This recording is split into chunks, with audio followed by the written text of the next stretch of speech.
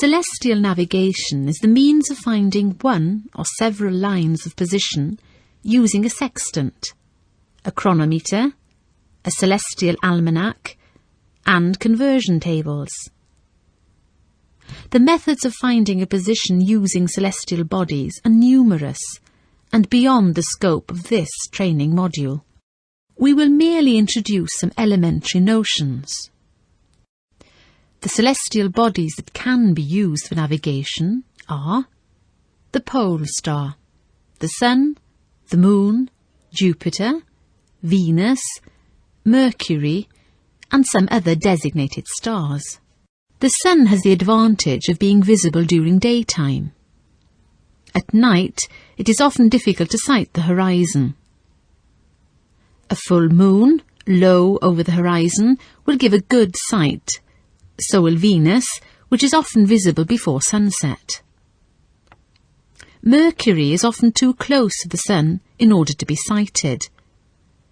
But the Moon and the planet's trajectory is complex, and finding a line of position requires a lot of calculation. The sextant is a fragile instrument that has to be calibrated properly. An error of 1 degree of latitude represents 60 nautical miles on the chart. An index error should be plotted by calibration and added to the calculated elevation. Whilst nowadays radio time signals can be received anywhere in the ocean, it is worth mentioning that chronometer error of 1 minute would give at the equator an error of 15 nautical miles on the chart. To find a celestial body elevation with a sextant, it has to be first set to the estimated degree of elevation.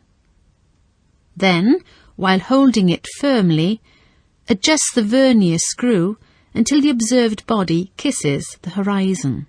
To make sure that the sextant is kept in the vertical plane, the navigator should gently swing the sextant as a pendulum and read the shortest value.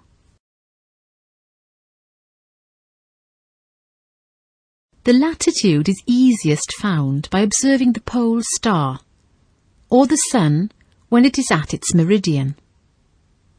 The elevation of the pole star above the horizon translates roughly into the latitude. To find an accurate latitude, a set of corrections has to be computed. This includes the correction for the time of day and year, the correction for the refraction dip, and the correction for the observer's height above the water. Note that the pole star is best observed between latitudes 10 degrees north and 60 degrees north, where it is easy to take its elevation. However, it is not visible in the southern hemisphere. Finding the latitude by observing the Sun requires measuring its elevation at its meridian passage.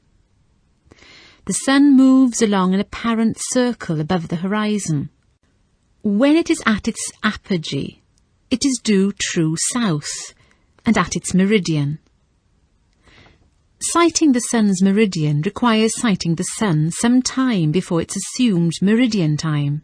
Then, as it still rises in relation to the horizon, the vernier screw is adjusted until the Sun stops rising.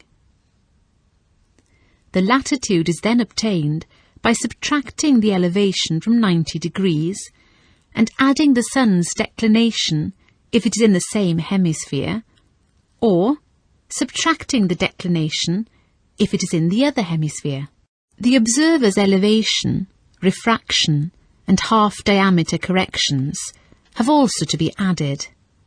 In practice, all these are calculated before the time of meridian, and the elevation read on the sextant is subtracted, thus quickly giving the latitude.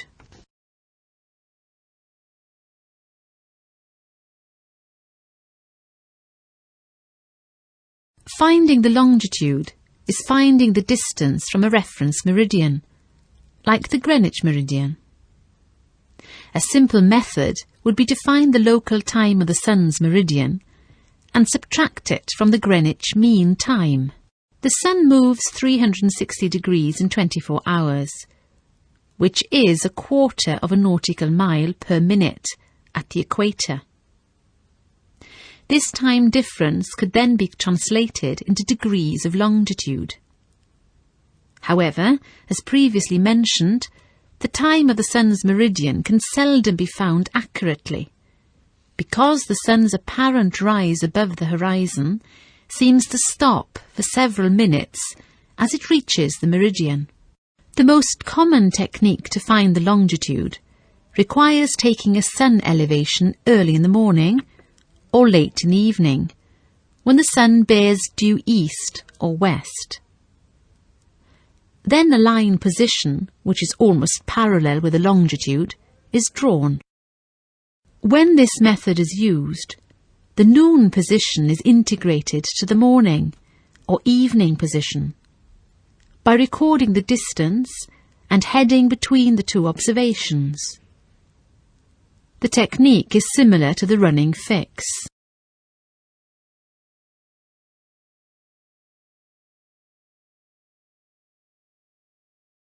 Knowing the approximate latitude and the sun's declination, it is possible to find the sun's azimuth from the almanac. This is done when the sun is half its diameter above the horizon. Taking a bearing on the sun and comparing it with its calculated azimuth enables compass verification.